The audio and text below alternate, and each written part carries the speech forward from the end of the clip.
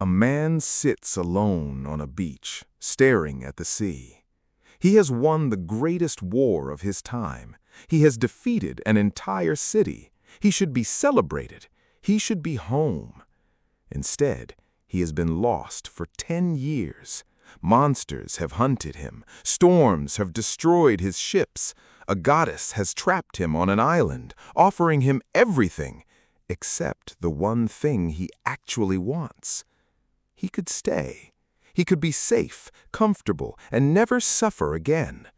But every single day, he chooses to keep trying to go home. This is the story of Odysseus, a king, a warrior, and in many ways, the most patient man in all ancient literature. His journey is called the Odyssey, and for nearly 3,000 years, people have told this story because it asks a simple, powerful question. What does it actually cost to get back to the people and the place you love? By the end of this video, you will know this legendary journey, and you will also practice English listening through one of the greatest stories ever told. Let's begin. Our story starts at the end of another one. For 10 long years, Greek armies had fought against the city of Troy. This conflict is known as the Trojan War, and it was, according to legend, caused by the kidnapping of a woman named Helen. Odysseus, the clever king of a small island called Ithaca, was one of the Greek commanders. He was not the strongest warrior, he was not the fastest, but he was, by far, the most intelligent. It was Odysseus who came up with the idea that finally ended the war. A massive wooden horse built as a fake gift, hidden with soldiers inside. The Trojans, believing the war was over, pulled the horse inside their own walls. That night, the soldiers climbed out, opened the gates, and Troy fell. The war was won. Odysseus should have simply sailed home. Instead, his journey home became a second war, this one against the sea itself, against monsters, against gods, and most dangerously, against his own choices. His fleet of ships left Troy, expecting a short trip back to Ithaca. It would take him 10 years to arrive. The first mistake came early. After raiding a coastal town for supplies, Odysseus's men lingered too long, celebrating instead of leaving quickly. Local warriors counterattacked, and Odysseus lost men in a battle that never needed to happen. This is the first lesson buried inside the Odyssey. Victory can make you careless. Confidence without discipline is dangerous. Soon after, a storm, sent, the legend says, by the god Zeus, blew Odysseus's ships completely off course, far from any familiar route home. From this point on, nothing about the journey would be simple. The first strange land Odysseus reached was the home of a people called the Lotus Eaters. Anyone who tasted this fruit forgot their home completely. They forgot their families. They forgot their purpose. They wanted only to stay and eat more lotus forever. Some of Odysseus's men tasted the fruit and immediately lost all desire to continue the journey. Odysseus had to physically drag his own men back to the ships, tie them down, and sail away before the rest of the crew was tempted too. This is one of the most important scenes in the entire story because it introduces a theme that repeats again and again. The real danger of this journey is not only monsters, it is comfort. It is the temptation to simply stop trying, to accept an easy, meaningless peace instead of continuing towards something harder but more meaningful. The next stop was far more dangerous. Odysseus and his men landed on an island inhabited by the Cyclopes, giant, one-eyed creatures. Curious and hoping for hospitality, Odysseus led a small group into the cave of a cyclops named Polyphemus. It was a terrible mistake. Polyphemus trapped them inside his cave with an enormous boulder and began eating Odysseus's men, several at a time. Odysseus needed a plan, and this is where his true character shines. He offered Polyphemus strong wine again and again, until the giant fell into a drunken sleep. Then Odysseus and his remaining men sharpened a wooden stake, heated it in the fire, and drove it into the giant's single eye. Blinded, screaming in pain, Polyphemus called for help from other cyclopes outside. They asked him who had hurt him. Here, Odysseus had already given a clever fake name. He told Polyphemus his name was Nobody. So when Polyphemus screamed, "Nobody is hurting me," the other cyclopes assumed nothing was wrong and went away. The next morning, Odysseus and his men escaped by hiding underneath the giant's own sheep as they were let out to graze. It was a brilliant escape. But Odysseus made one final mistake, the mistake of pride. As his ship sailed away, safely out of reach, he shouted back to the blinded giant, revealing his true name and mocking him. Polyphemus, in his fury, called out to his father, the sea god Poseidon, and asked for revenge against Odysseus. Poseidon heard him, and from that moment forward, Odysseus had made an enemy powerful enough to keep him from home for another 9 years. This is one of the clearest lessons in the entire story. A small, unnecessary moment of pride can cost you far more than the danger you already survived. Before we continue, think about this for a moment. Have you ever solved a difficult problem, only to ruin your success afterward with one careless word or one unnecessary risk? Odysseus defeated a giant using nothing but intelligence, and then he lost 9 years of his life over a single moment of pride. Keep this in mind as we continue, because the rest of his journey becomes a long, difficult lesson in patience, the exact quality he lacked in that moment on the beach. With Poseidon now against him, Odysseus's path home became far harder.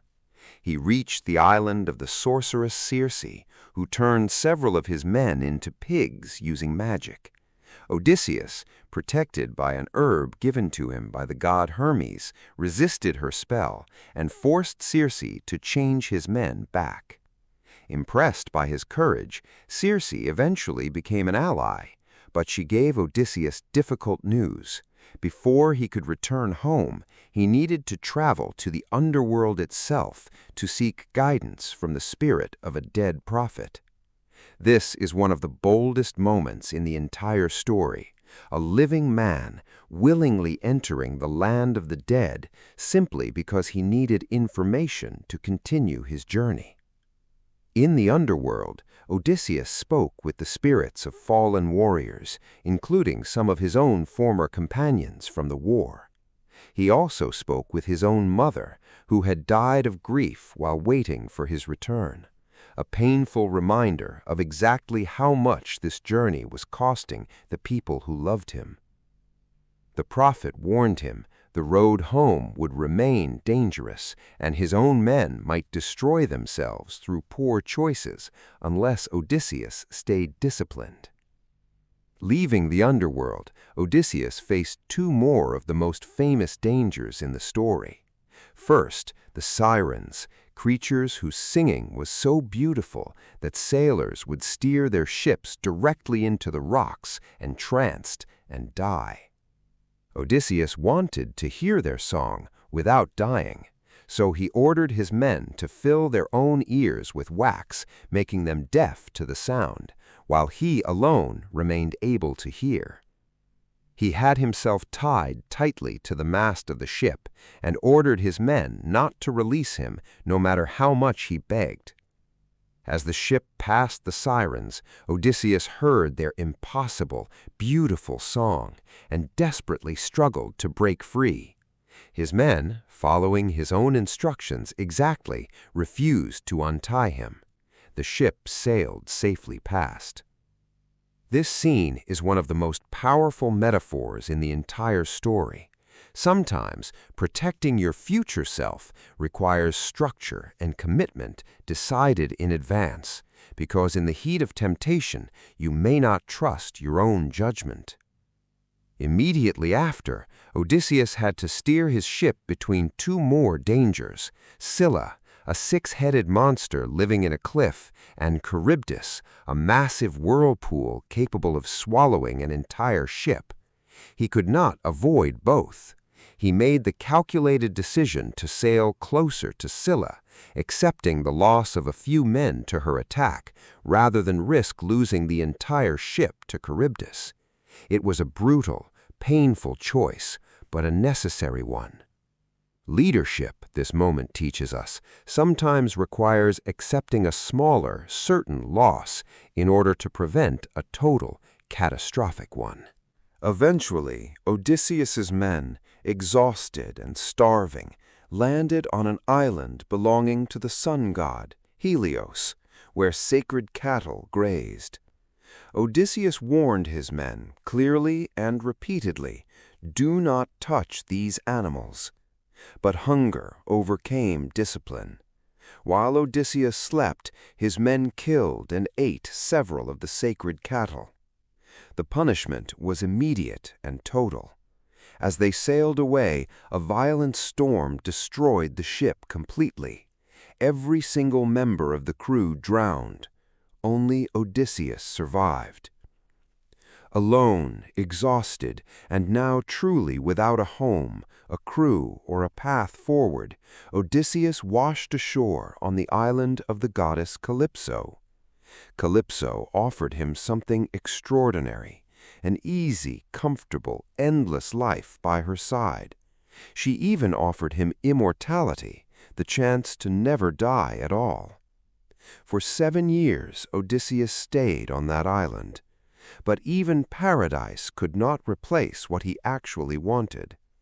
Every single day, the story tells us, Odysseus sat on the shore, staring at the sea, longing for his wife, his son, and his home. A home that was, by any practical measure, far less comfortable than the one he had been offered. This is, in many ways, the emotional center of the entire Odyssey. Odysseus is offered ease. He chooses struggle. He is offered comfort. He chooses the harder, more meaningful path, because meaning, for him, was never about comfort. It was about identity, loyalty, and home. Eventually, the gods intervened, and Calypso was ordered to release him. Odysseus built a small raft and sailed on, alone, toward home. Even then, Poseidon sent one final storm, destroying the raft and nearly drowning him.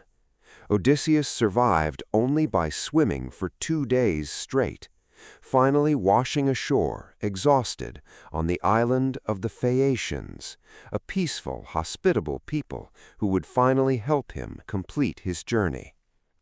It was there, telling his own story to the Phaeacian king, that Odysseus finally revealed his name, the very name that had caused him so much trouble years earlier with the Cyclops. This time, though, revealing his identity brought help, not disaster. The Phaeacians, moved by his story, gave him a ship and safely returned him at last to Ithaca.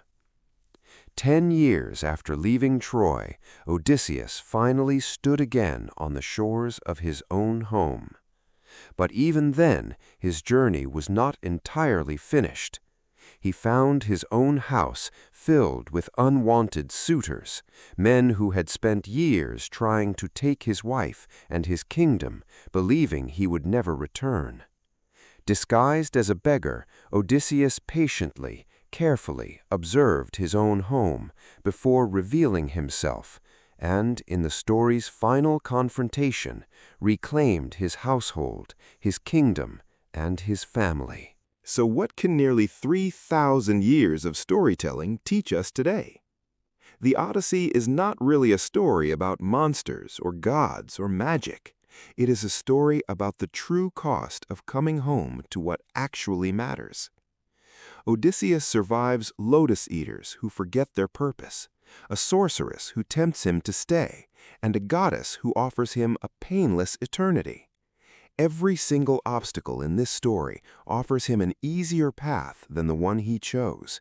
And every single time he chooses the harder path because it leads somewhere meaningful. This is perhaps the most valuable English vocabulary word connected to this entire story. Perseverance, the ability to keep trying again and again, even when giving up would be far easier.